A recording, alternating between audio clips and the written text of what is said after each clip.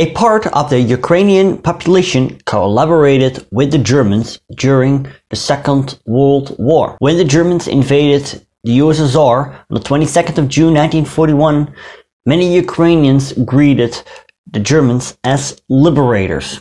Some of them were even willing to join the Germans in their fight against the USSR, in units such as the Nachtigall Battalion and SS Galicia. In this video, I will talk about the pro-German Ukrainian units during the Second World War. Where did they fight and what were their reasons to join the Germans?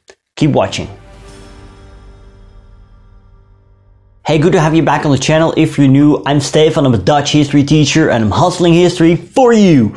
And if you like that, consider subscribing, and if you want to support me, you can do so via PayPal and via Patreon. The links are in the description. When the Second World War came around, Ukraine had a troublesome history to say the least. In 1917, the Russian Revolution took place.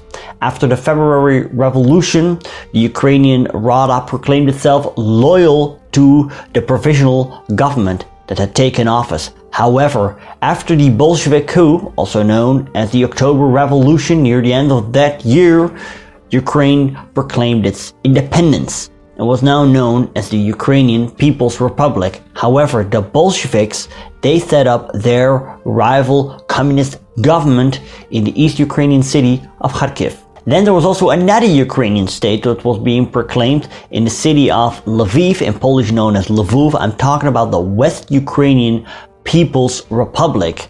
Now, this consisted of the territories that previously belonged to the Austro-Hungarian Empire, which had by now crumbled. The thing was that these territories were also claimed by Poland, and the Poles, they eventually proclaimed victory, and thus the West Ukrainian People's Republic was no more. The Ukrainian People's Republic in Kiev, that one was taken down by the Bolsheviks. Now, this was a simplified version. It was basically part of the Russian Civil War, or to be more precise, the Ukrainian War of Independence, which left Ukraine not independent. I made a detailed episode about this conflict. If you want to learn more about it, see the link in the top right corner. The majority of the Ukrainians, they ended up under Bolshevik rule. In the 1930s, Stalin, he created a man-made famine in which millions of Ukrainians perished, and then more perished during the Stalinist purges later that decade. Ukrainian nationalism was the most prevalent in the western part of the country, and that part was now part of the Second Polish Republic. In 1929, the OUN, the Organization for Ukrainian Nationalists, was established with their slogan, Ukraine for Ukrainians. The OUN, they saw violence as a legitimate means to reach their goal. They committed assassination attempts on Polish politicians. Also, moderate Ukrainians were targeted by them, and this provoked the Polish pacifications of Ukrainians in 1930, where the Polish authorities tried to weed out Ukrainian nationalism. Now, violence was used for sure. There was a debate on how much violence was used and how many Ukrainians were killed. Polish sources state none, Ukrainian sources state many. Because of these Polish pacifications, the OUN radicalized even further. Then it was 1939. In that year, the Second Polish Republic ceased to exist because on the 1st of September that year, the Germans invaded Poland from the west. And sometime later, the Soviets did so via the east. They agreed upon this via the Molotov-Riventrop Pact, which was signed 1 month prior. So the western part of Ukraine, that was part of southeastern Poland, that was now part of the USSR. So therefore, Ukraine became united. The OUN had to lay low because many Ukrainian nationalists were deported or executed by the Soviet Secret Service, the NKVD. In 1940, a split occurred within the OUN. From now on, there was the more moderate wing, led by Andrei Melnik, known as the OUN-M, and the more radical wing, led by Stepan Bandera, known as the OUN-B. In the meanwhile, in German-occupied Poland, two pro-German Ukrainian units were set up, the Nachtigall and the Roland Battalion. On the 22nd of June, the Germans launched Operation Barbarossa, the full-scale invasion of the USSR. On the 30th, German troops, they arrived at Lemberg, also known as Lvov, also known as Lviv. Among them was the Roland Battalion and Stepan Bandera. The Germans actually forbade him to come. I mean, he had to stay put in German-occupied Poland, but he did come anyway. And on that day, he issued the Act on the restoration of the Ukrainian state, in which he proclaimed the founding of the Ukrainian state, for which whole generations of the best sons of Ukraine laid down their lives.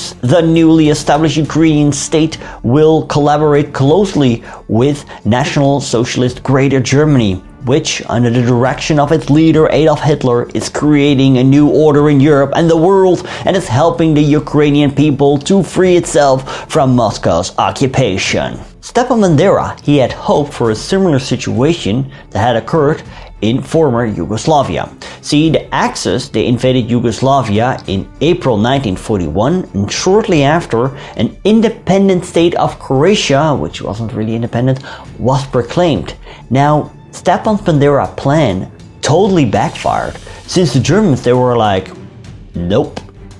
And they interned Stepan Bandera, and he remained in German captivity for the rest of the war. The majority of Ukraine became known as the Reichskommissariat Ukraine. The southwestern part was occupied by the Romanians, and the western part of Ukraine, that used to be known as the eastern part of Poland, became part of German-occupied Poland. I'm talking about the general government. It basically became an extension of the general government. The Reichskommissariat came under the rule of ardent Nazi Erich Koch, who stated, "I am known as a brutal dog. Our job is to suck from the Ukraine all the goods we can get hold of. I am expecting from you the utmost severity towards the native population," as he spoke to his subordinates. As the Germans secured Lvov, Lviv, Lemberg, they discovered thousands of slaughtered political inmates, both Ukrainian and Polish, that were slaughtered by the Soviet Secret Service, the NKVD, before they had retreated. Building on the myth of Judeo-Bolshevism, the Jews of the city bore the brunt as the Lviv pogrom kicked off, in which Ukrainian nationalists, among which the Roland Battalion, actively did take part in. As one survivor wrote in a testimony, "On orders from the Germans, the Ukrainian soldiers drew themselves up in two ranks and fixed their bayonets. All the Jews who had been in the prison yard were made to pass between these ranks, while the Ukrainian soldiers beat and stabbed them. By pure chance, I was not among the first who had to pass along the ranks. The first Jews who had to go through were almost all bayoneted." Now, the role of the OUN-B and the Nachtigall Battalion in this pogrom has been dismissed and underrated by many Ukrainian historians. Be aware of the fact that there were also Ukrainians who hit Jews, so it's definitely not true that all Ukrainians were anti-Semites. Later, the German Einsatzgruppe moved in, and the murders got a more systematic character. The survivors, they were put in the Lemberg ghetto, where many of them would die. In August 1941, the Nachtigall Battalion and the Roland Battalion were withdrawn and reorganized in Germany. Members continued to serve in the Schutzmannschaft Battalion 201, which had around 650 men. The formation had to conduct anti-partisan operations in German-occupied Belarus. When their one-year term of service expired, they were encouraged to re-enlist, and those who did not, they were arrested and interned. Now, some of them, they managed to escape, and they joined the Ukrainian Insurgent Army, in short, the UPA. Now, against who did the UPA fight? Well, I think it's easier to ask ourselves against who didn't they fight, because they basically fought against everyone, against Germans, the Soviets, the Polish underground, and later the Polish communist authorities. Because yes, they resisted for years after the war. But that's beyond the scope of this episode. One of the leaders was Roman Shukiewicz, who first commanded the Nachtigall Battalion, then Schutzmannschaft 102, and then the UPA. And then there were also other pro-German Ukrainian formations. Here they come. Ukrainian Auxiliary Police, Ukrainian Protection Police, Ukrainian Order Police, Local Self-Defense and Auxiliary Police, Self-Defense Bush Detachments, and Special Guard units. These all had to perform police tasks and guard duties. Some units had to take part in rooting out partisans. Many of these units doubled as units of the resistance network of the OUN. In 1943, the Waffen-SS was persuaded to deploy Ukrainian units. The idea was that Galician Ukrainians from the west who had in the past been loyal to the Habsburg Emperor could fill in the ranks. One condition was that these Ukrainians had to be of Greek Catholic faith and not Orthodox, like the East Ukrainians were. And so, the 14th SS Volunteer Division Galicia saw the light of day. From 1944, this formation was known as the 14th Waffen-Grenadier Division of the SS. The Ukrainian Liberation Army, the UVV, was the collective name for all Ukrainian units serving with the German army during World War II. Eventually, the Germans did recognize Ukrainian independence.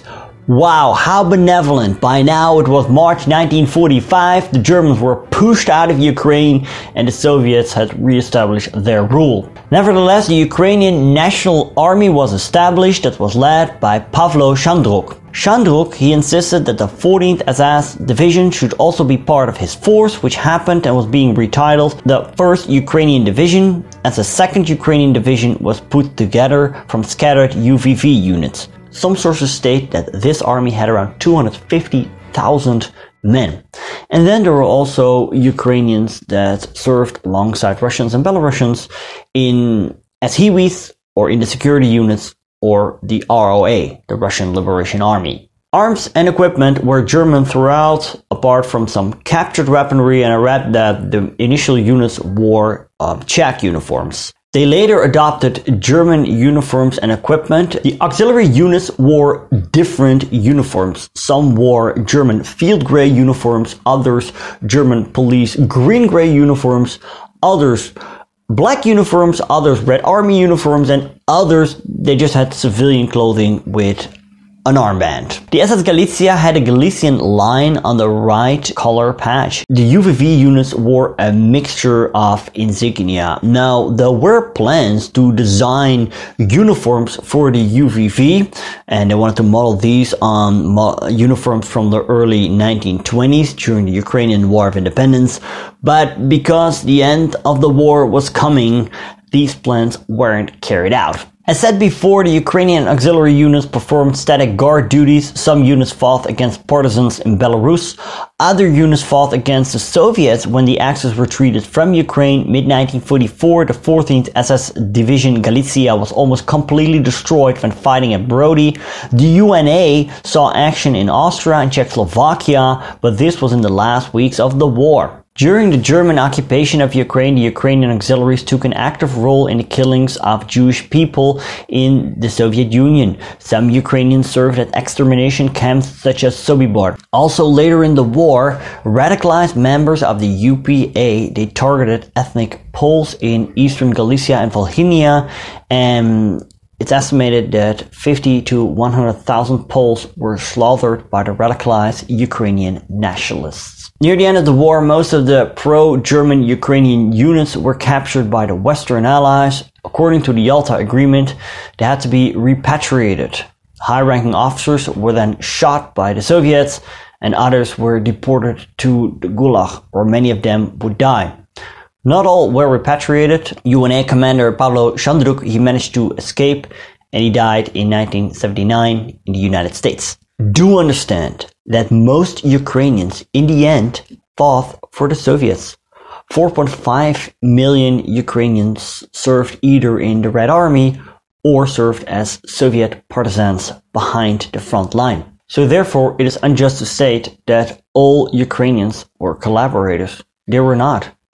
Some saw the Germans as liberators initially, but most of them knew really quickly that the Germans were just new, brutal occupiers who saw the Ukrainians as indispensable people. How many Ukrainians died at the hands of the Germans will probably never be known. Many farmers were just hanged by the Germans to make an example. As Richard Overy wrote, thousands of peasants were hanged or shot for suspected partisan activity. throughout the Ukraine. 250 villages and their populations were deliberately obliterated to encourage good behavior in the rest. Tens of thousands more died in the cities of Kyiv and Kharkiv because of starvation, because the Germans deliberately blocked the roads and prevented food being imported to the cities. And as the Germans retreated from Ukraine, they applied a scorched earth policy in which countless of settlements were razed to the ground. Anything that was considered as valuable for the pursuing Red Army was either taken away or destroyed. Yes, Soviet rule was brutal. Yes, the Holodomor was a genocide that was carried out by Stalin and his henchmen and should never be forgotten. So were his decolonization policies, and so was his Great Purge. But so was Nazi rule, in which millions and millions of Ukrainians died. And more Ukrainians continued to die. As the Soviets reestablished their rule, countless of Ukrainians, collaborators or not, were deported on Stalin's orders. The UPA continued to resist till the 1950s. Life became more bearable for the Ukrainians and for the other Soviet people after Stalin's death in 1953. Big shout out to my patrons: Philip Jordan, Jakob Musland, Nick Taranova, Haley Bear, Mark Littlehale, Janusz Jonjankiewicz, Joanne Kekoa, Justin Trebell, Peter King, Tanya Dixie, Henry Clarkson, Rob Park, Andrea Martic, Vasily P. Campbell, and Fernando Lopez Ojeda. Click here for more on Ukrainian history and here for more on non-German Axis formations. Thank you so much for watching. Do not forget to subscribe. I'll see you later.